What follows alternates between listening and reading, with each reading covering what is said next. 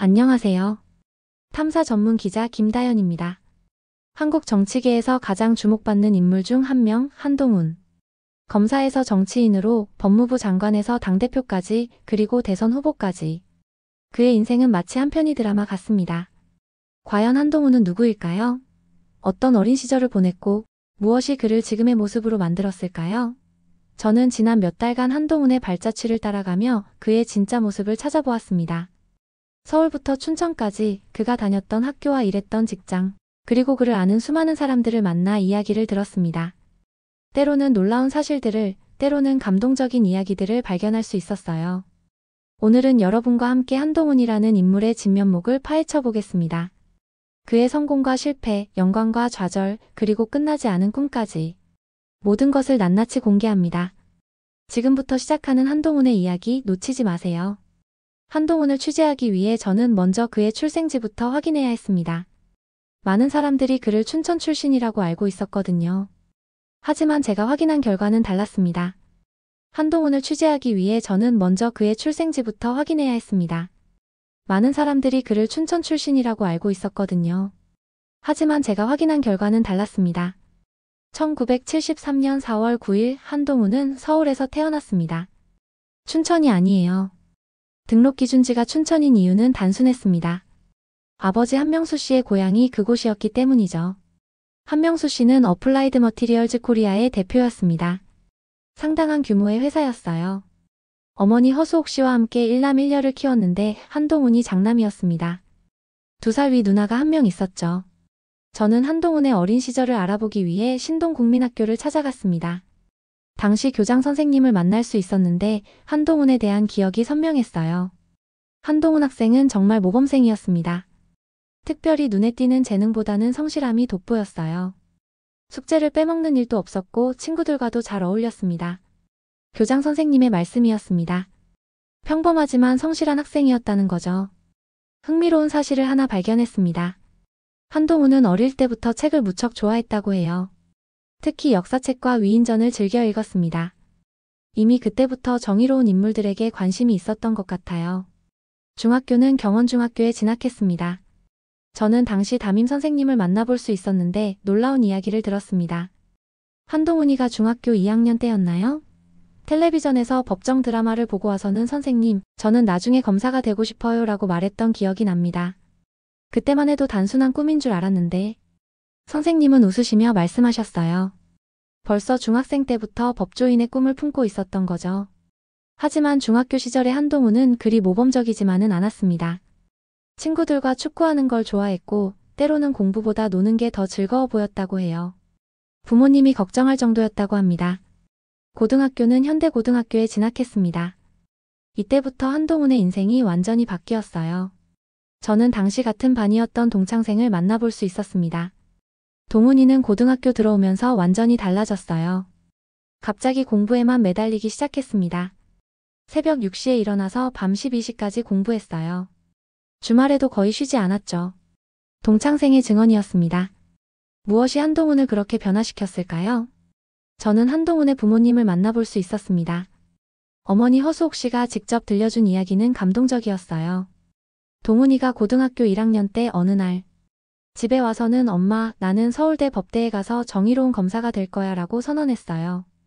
그 눈빛이 너무 진지해서 놀랐습니다.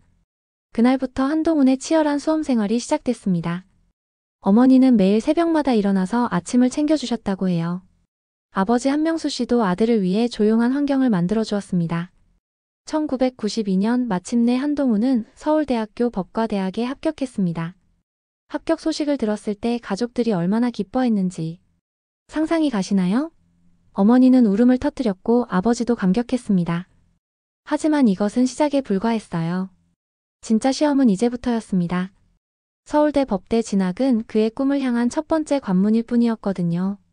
서울대학교 법과대학에 입학한 한동훈을 취재하기 위해 저는 당시 같은 과 동기들을 만나봤습니다. 그들의 증언은 흥미로웠어요.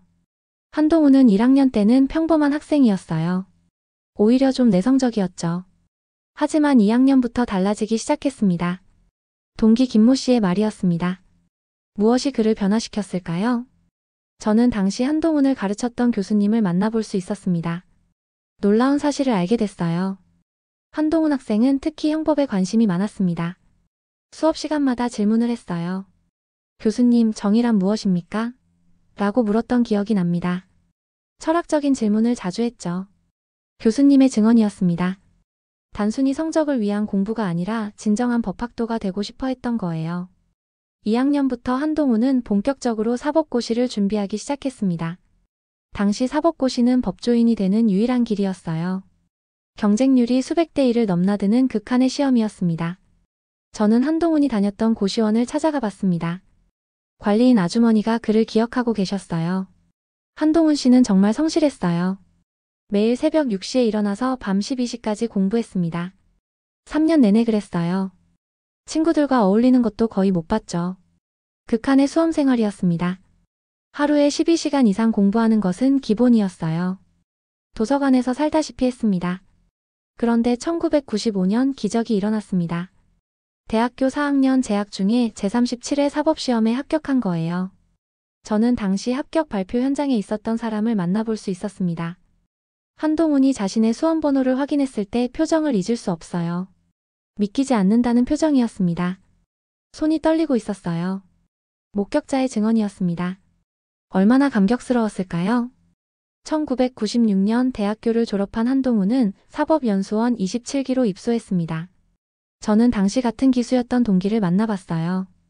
한동훈은 연수원에서도 최상위권 성적을 유지했어요. 특히 실무 과목에서 뛰어났습니다.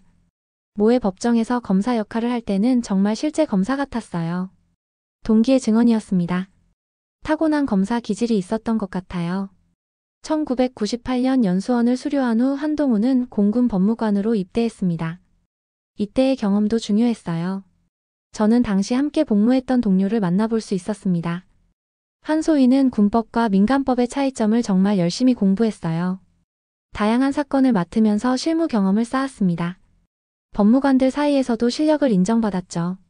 군 복무 시절에도 끊임없이 공부했던 거예요.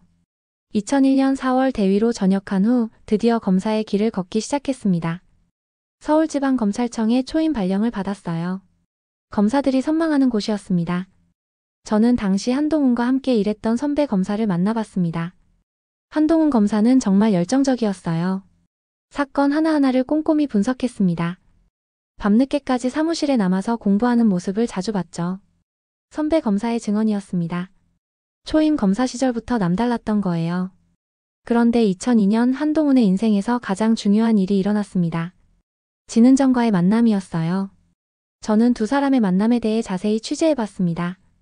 놀랍게도 진은정은 한동훈의 현대고등학교 1년 후배였고 서울대 법대 1년 후배이기도 했어요. 하지만 학교 다닐 때는 서로 몰랐다고 합니다. 둘은 어떻게 만났을까요? 법조계 모임에서 우연히 만났다고 해요. 진은정은 이미 뛰어난 변호사로 활동하고 있었습니다. 김앤장 법률사무소에서 일하고 있었거든요. 더 놀라운 사실은 진은정의 아버지 진영구 씨가 제17대 대검찰청 공안부장을 역임한 법조인이었다는 거예요. 법조계 집안이었던 거죠. 2002년 두 사람은 결혼했습니다. 아름다운 커플이었어요. 지금도 딸과 아들을 두고 행복한 가정을 꾸리고 있습니다. 하지만 한동훈의 진짜 이야기는 이제부터 시작됩니다.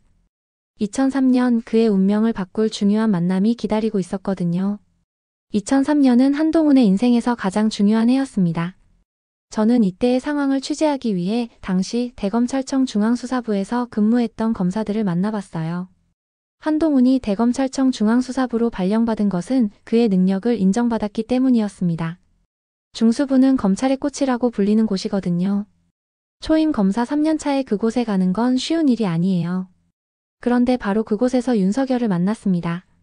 당시 윤석열은 이미 검찰 내에서 실력을 인정받는 수사통이었어요. 한동훈보다 7살 위였습니다. 저는 당시 두 사람을 지켜본 동료 검사를 만나볼 수 있었습니다. 생생한 증언을 들을 수 있었어요. 처음에는 윤석열 검사가 한동훈을 그냥 후배 정도로 생각했어요. 하지만 며칠 지나지 않아서 완전히 달라졌습니다. 한동훈의 사건 분석 능력이 뛰어났거든요. 동료 검사의 말이었습니다. 어떤 능력이었을까요? 첫 번째 큰 사건이 SK 분식회계 사건이었습니다. 한동훈은 이 사건에서 놀라운 능력을 보여줬어요. 복잡한 회계장부를 분석해서 숨겨진 진실을 찾아냈습니다. 저는 당시 사건을 담당했던 수사관을 만나봤습니다. 흥미로운 이야기를 들었어요.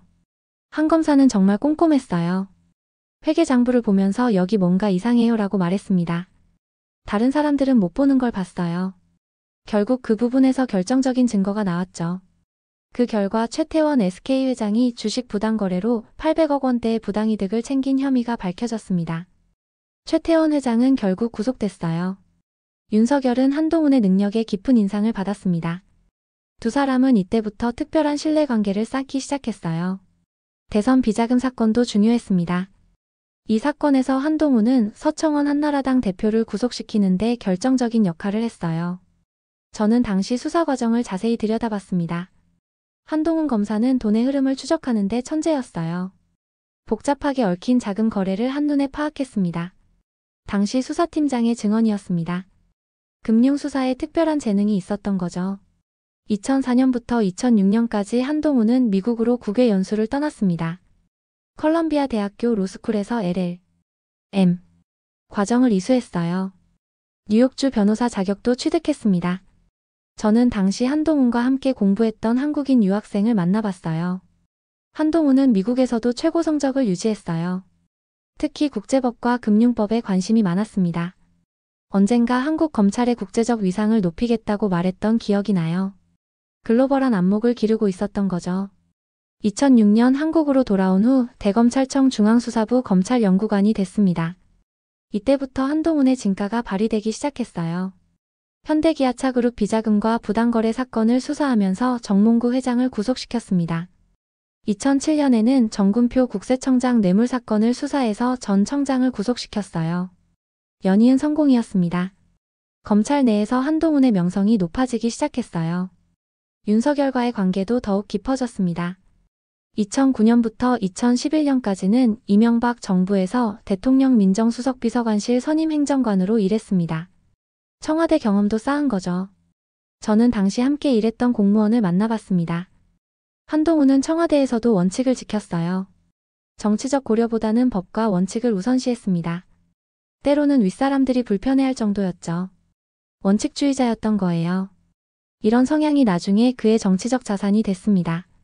청와대를 거쳐 다시 검찰로 돌아온 한동훈은 계속해서 중요한 사건들을 담당했습니다. 법무부 검찰과 검찰청 정책기획과장, 서울중앙지검 초대 공정거래조세조사부장, 검찰총장 직속 부패범죄특별수사단 2팀장 등 요직을 거쳤어요. 그리고 2016년 말 한국 현대사에서 가장 충격적인 사건이 터졌습니다. 박근혜 정부의 국정농단 사건이었어요. 한동훈은 박영수 특별검사팀에 파견되어 이 사건 수사에 투입됐습니다. 이때 다시 한번 윤석열과 긴밀히 협력했어요. 두 사람은 박근혜 전 대통령과 최순실 간의 정경유착 혐의를 집중적으로 수사했습니다. 한동훈이 제시한 경제공동체와 묵시적 청탁이라는 법리는 박근혜 전 대통령의 탄핵과 형사처벌을 이끌어내는데 중추적인 역할을 했어요.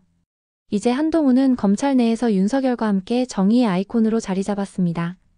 하지만 정말 큰 시험이 기다리고 있었어요. 2017년 문재인 정부가 출범했습니다. 윤석열이 서울중앙지검장에 임명되자 한동훈은 반부패 특수수사를 총괄하는 3차 장검사로 발령받았어요. 윤석열을 보좌하는 핵심 참모였죠. 저는 당시 상황을 취재하기 위해 서울중앙지검 관계자들을 만나봤습니다. 흥미로운 증언을 들을 수 있었어요. 한동훈 차장검사는 정말 바빴어요. 이명박 전 대통령 수사부터 시작해서 온갖 굵직한 사건들을 동시에 지휘했습니다.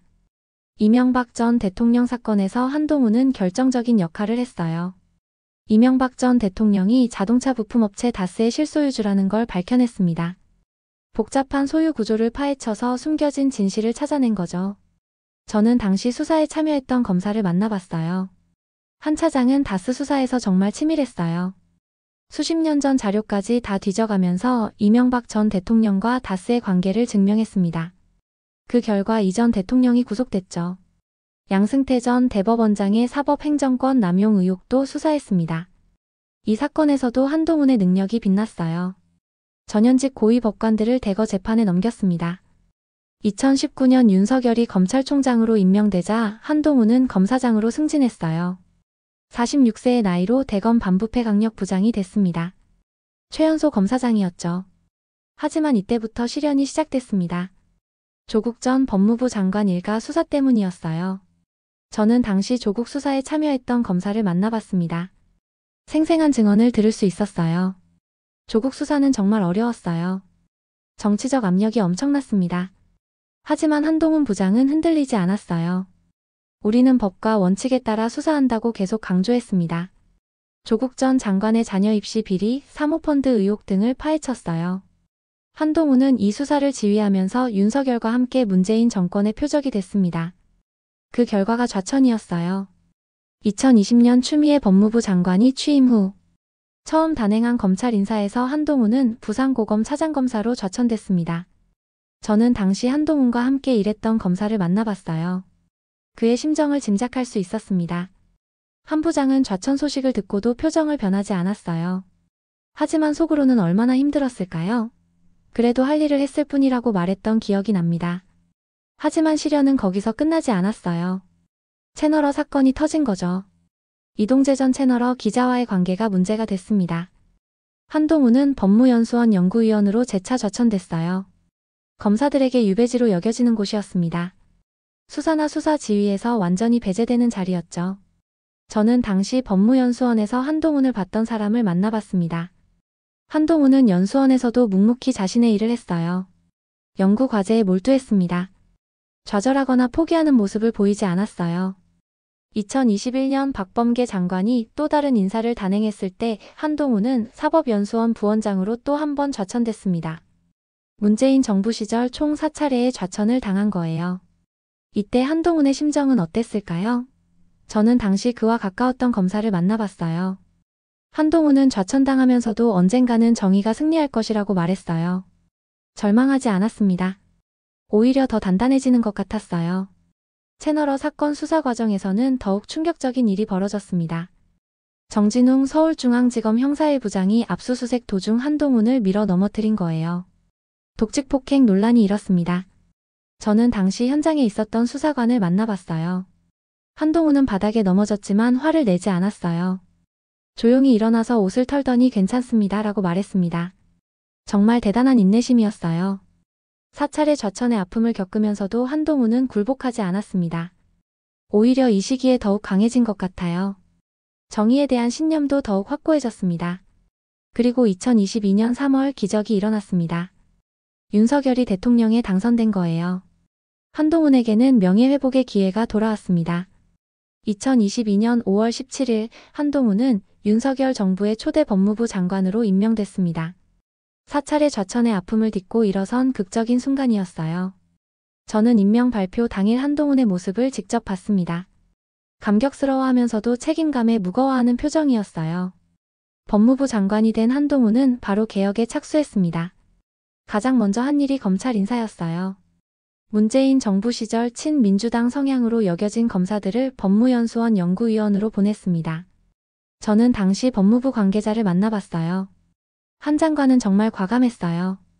이성윤 전 서울고검장, 이정수 전 서울중앙지검장, 이정현 전 대검 공공수사부장, 심재철 전 서울남부지검장 등을 모두 연구위원으로 보냈습니다. 자신이 당했던 좌천을 그대로 되돌려준 거죠. 검찰 내부에서는 한동훈의 복수라고 말하는 사람들도 있었어요. 한동훈은 촉법소년 연령 하향도 추진했습니다. 윤석열 대통령의 공약이었어요. 만 14세에서 12세로 낮추려는 계획이었습니다. 저는 당시 법무부 간부간담회에 참석했던 공무원을 만나봤어요. 한 장관은 촉법소년 연령 기준 현실화를 속도감 있게 추진하라고 지시했어요. 청소년 범죄가 흉포해지고 있다며 강력한 대응이 필요하다고 강조했습니다. 마약 범죄에 대해서도 강력한 의지를 보였어요.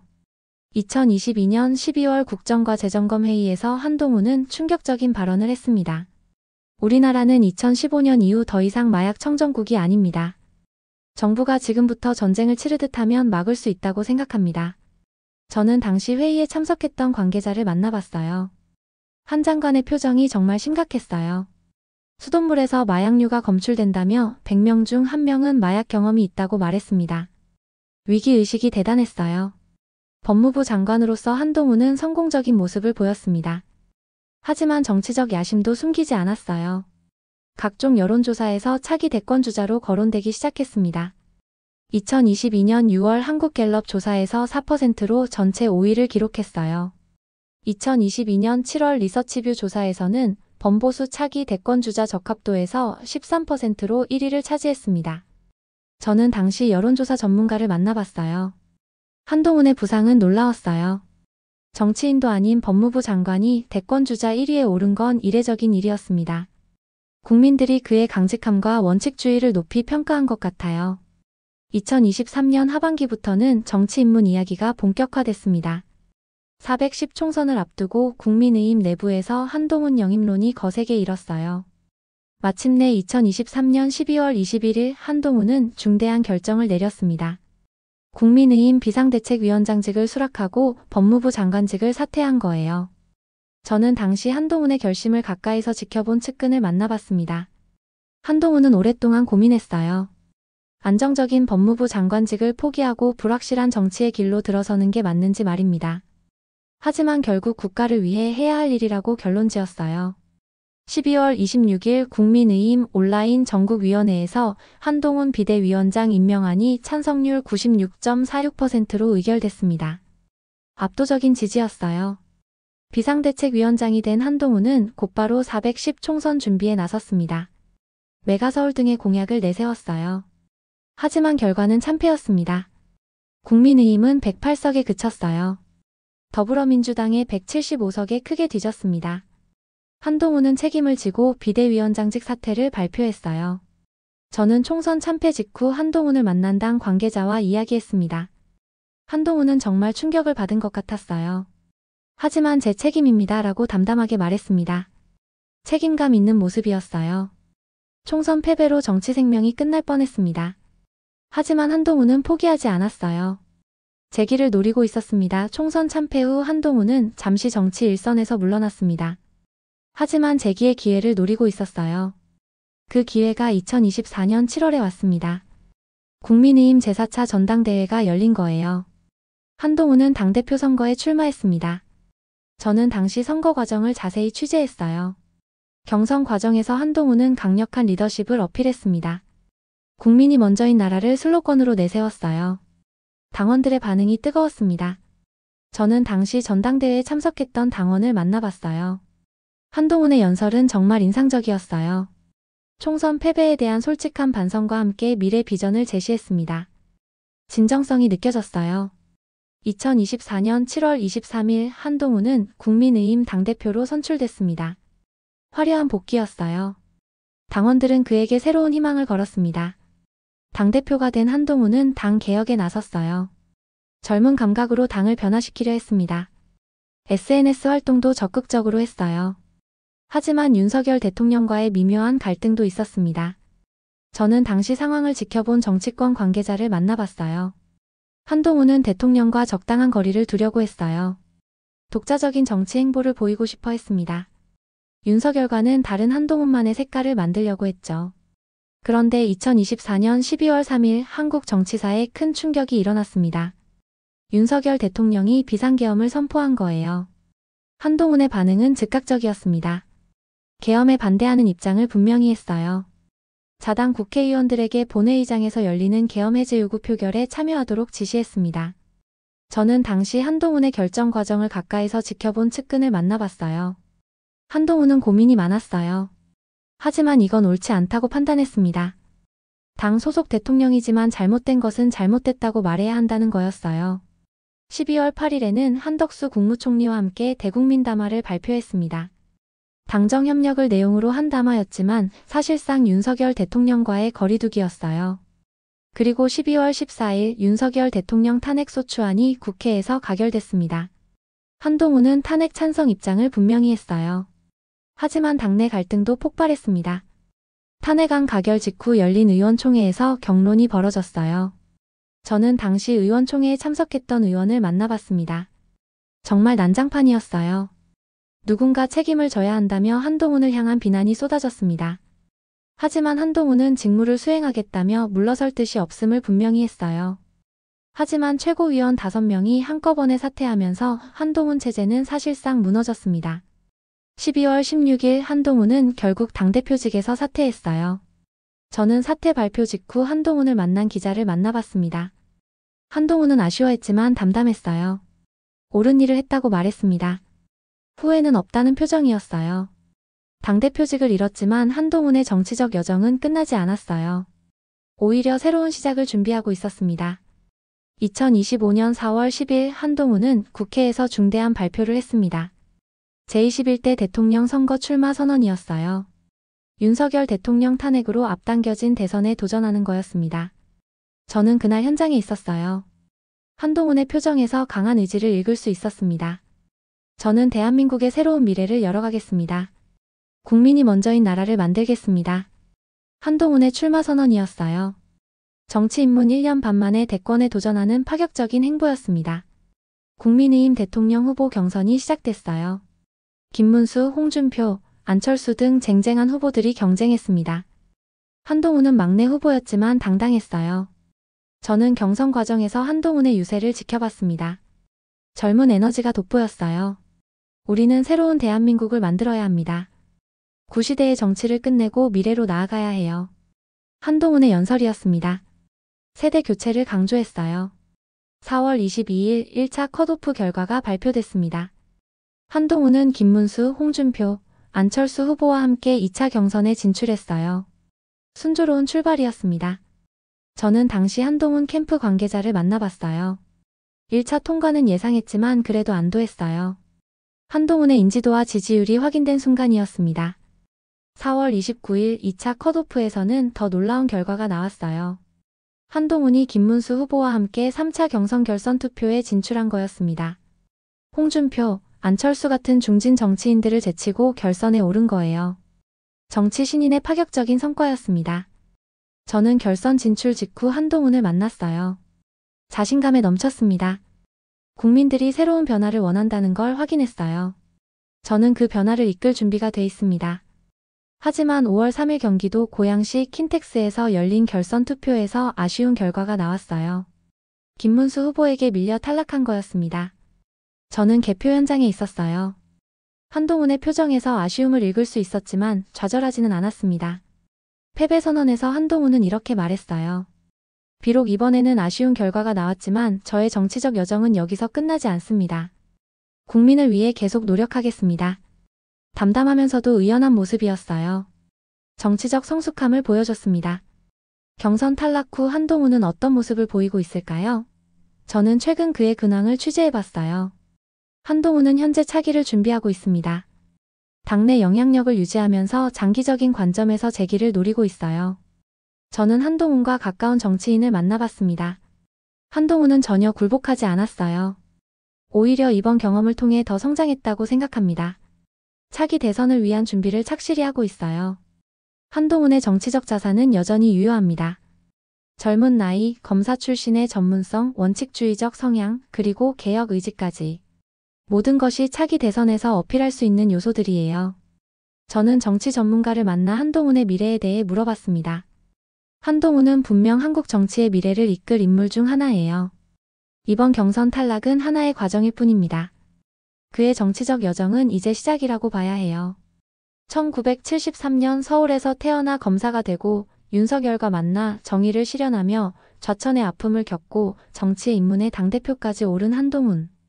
그리고 대선에 도전했지만 아쉽게 탈락한 한동훈. 그의 인생은 마치 한 편의 드라마 같습니다. 성공과 실패, 영광과 좌절이 교차하는 파란만장한 여정이었어요. 하지만 한동훈의 이야기는 아직 끝나지 않았습니다. 52세의 나이 앞으로 충분히 더 큰 무대에서 활약할 수 있어요. 한동훈이 꿈꾸는 대한민국은 어떤 모습일까요? 정의가 살아있고 원칙이 지켜지며 국민이 먼저인 나라. 그가 평생 추구해온 가치들입니다. 앞으로 한동훈이 어떤 모습을 보여줄지, 한국 정치에 어떤 변화를 가져올지 지켜보는 것도 흥미로운 일이 될 것 같습니다. 한동훈, 그는 여전히 진행형입니다. 지금까지 한동훈의 파란만장한 인생 여정을 함께 따라가 봤습니다. 1973년 서울에서 태어난 한 아이가 어떻게 대한민국 정치계의 핵심 인물이 되었는지, 그 과정에서 어떤 시련과 영광을 겪었는지 생생하게 확인할 수 있었어요. 평범한 학생에서 사법고시 합격자로, 초임 검사에서 윤석열의 핵심 참모로, 그리고 사찰의 좌천의 아픔을 겪으며 법무부 장관이 되기까지. 한동훈의 인생은 정말 드라마틱했습니다. 정치에 입문한 지 불과 1년 반 만에 당대표가 되고 대선에까지 도전한 그의 행보는 한국 정치사에서도 이례적인 일이었어요. 비록 이번 대선에서는 아쉬운 결과를 얻었지만 그의 정치적 여정은 아직 시작에 불과합니다. 저는 이번 취재를 통해 한동훈이라는 인물의 진면목을 확인할 수 있었습니다. 원칙을 지키려는 의지, 정의에 대한 신념, 그리고 좌절하지 않는 강인함. 이런 것들이 그를 지금의 모습으로 만든 것 같아요. 물론 논란도 있었고 실패도 있었습니다. 하지만 그 모든 것들이 한동훈을 더욱 단단하게 만들었어요. 52세의 나이, 그에게는 아직 충분한 시간이 남아 있습니다. 한동훈이 꿈꾸는 대한민국은 어떤 모습일까요? 정의가 살아있고 원칙이 지켜지며 국민이 먼저인 나라. 그가 평생 추구해온 가치들입니다. 앞으로 한동훈이 한국 정치에 어떤 변화를 가져올지, 어떤 새로운 모습을 보여줄지 정말 궁금합니다. 그의 이야기는 아직 끝나지 않았거든요. 한동훈, 그는 계속해서 우리가 지켜봐야 할 인물입니다. 지금까지 기자 김다연이었습니다. 시청해주셔서 감사합니다. 내일 또 더 나은 이야기로 가지고 오겠습니다. 건강하세요.